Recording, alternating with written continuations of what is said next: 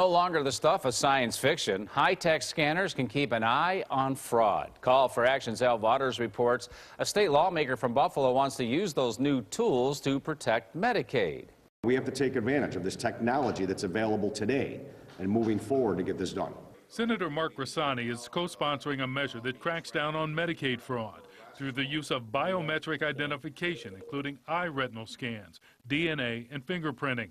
Grassani says if the measure passes, devices like this one offered by a Williamsville company could save as much as $5 billion a year, half to the state, half to the federal government. Not only does it crack down on the fraudulent practices, but it relieves a lot of the effort and a lot of the paperwork that is actually put into trying to curb fraud and abuse in the Medicaid system.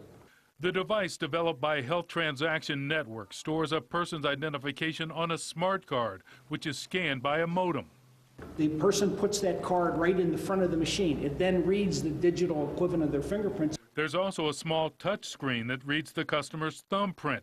If they don't match up, the customer is rejected before receiving any Medicaid reimbursed services, such as prescriptions or medical care. It's authenticated right on the spot. It isn't stored anywhere. It doesn't go anywhere, and there's just no way to ever for anybody to retrieve that fingerprint. Joe Wolfson says the technology is closed and self-contained. The information is not transmitted to a storage facility or database. Grassani says that should satisfy critics who have opposed technology as an invasion of privacy. Again, it saves on the federal and the state level close to $5 billion in Medicaid fraud.